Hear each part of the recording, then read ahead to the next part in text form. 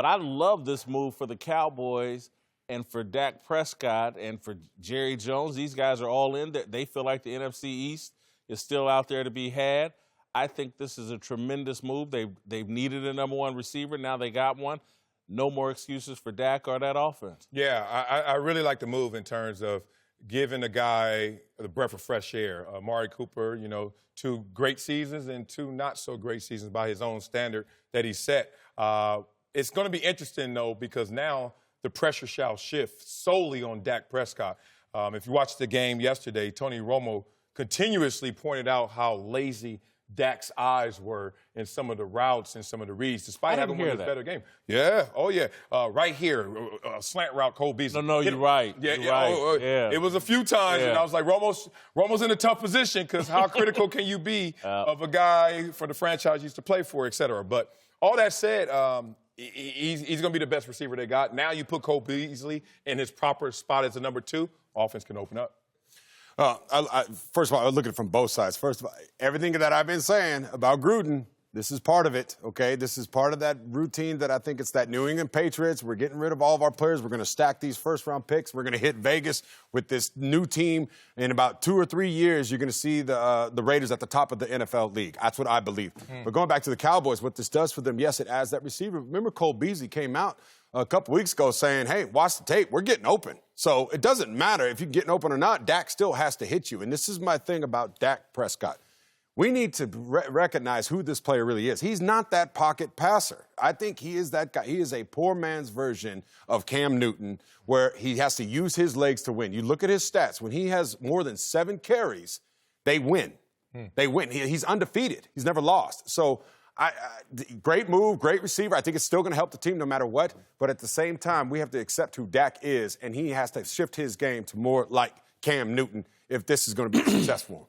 Yeah, I definitely agree with you. Dak is not going to be that pocket, quarterback that's going to sit there and get you 300 yards, 350, a game, and, hit guys, with laser shots here and there everywhere across the field.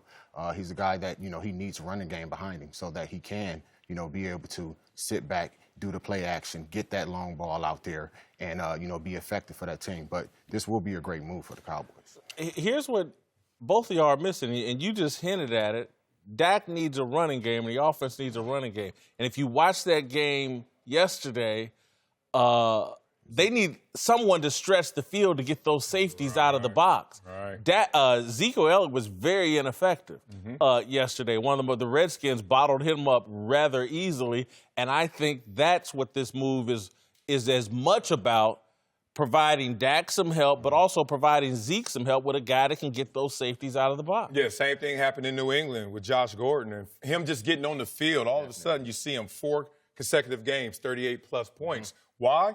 Even if Josh Gordon's not going off, it's just the threat, just the fact that now he affects what you think is coming from the offense. So I think he can have that same effect here, but I'm more with Tony.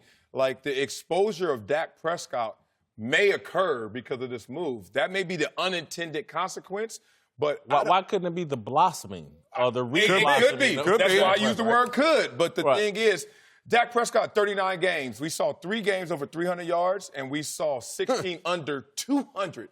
Hey, that's not so good. And now you're going to have a guy who's going to sit there and expose either A, you can't give me the ball, or B, even with me here, we're not good enough. Who's that going to fall I'm going to look on the more positive side, and, you guys are all highly experienced NFL players, but Dak Prescott's in his 3rd year. This is the year when he's supposed to reveal himself, and they took all the tools away from him, and Jason Witten, Dez Bryant.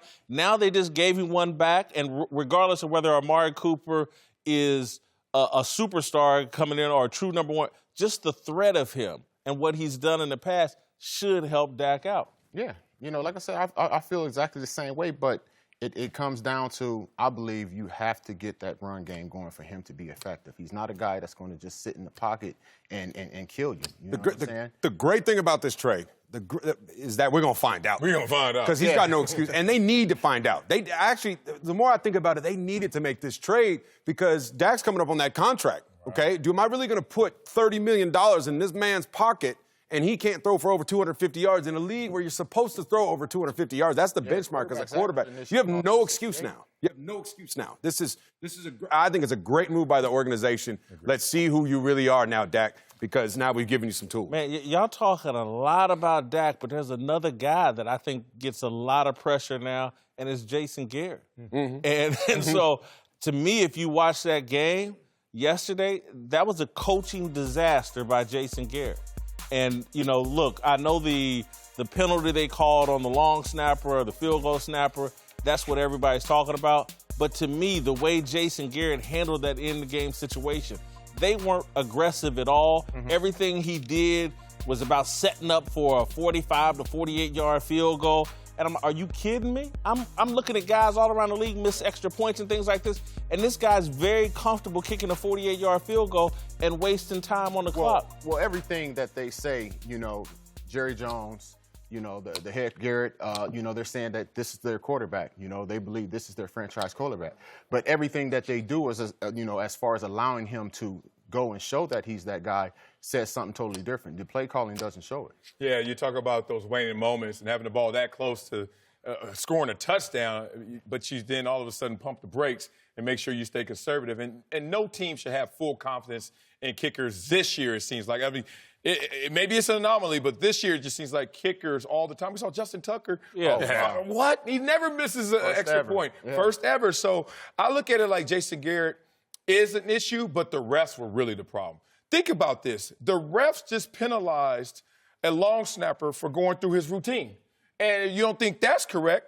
Watch how the next play after the penalty, after the infraction, he does the exact same thing and no penalty. So hold on, referees. Can you at least be enlightened to what I do pre-snap? Because there was nothing sudden about it, nothing dramatic, and nothing with intent to draw off the defensive lineman. But shout out to Jonathan Allen, as we're all taught as defenders.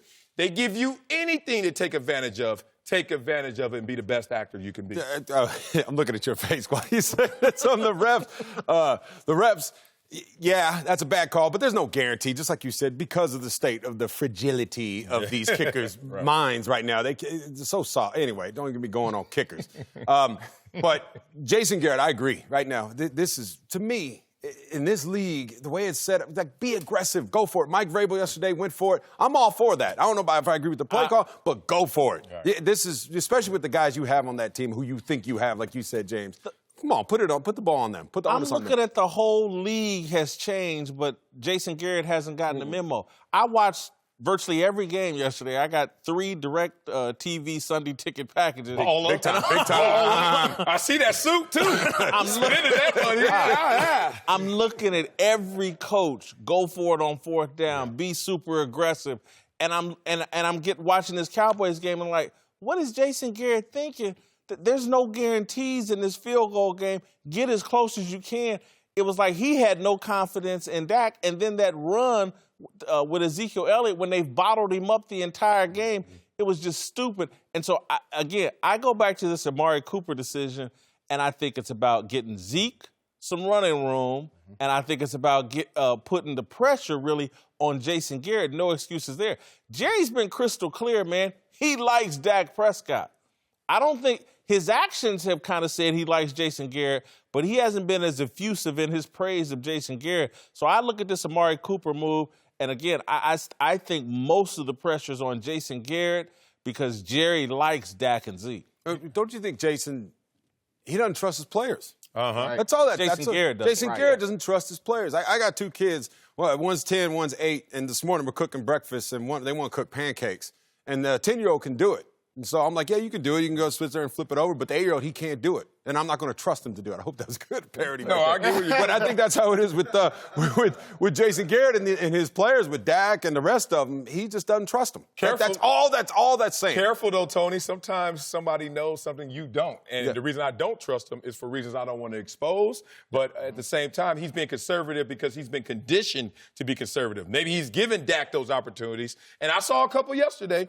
Romo pointed out a couple that Dak, Romo was nitpicking, but I hear you. Well, it was accurate. Yeah. It was nitpicking. But there were moments where Dak, okay, you have the opportunity right there. Make the play. Pull the trigger. And Dak has a conservative mindset.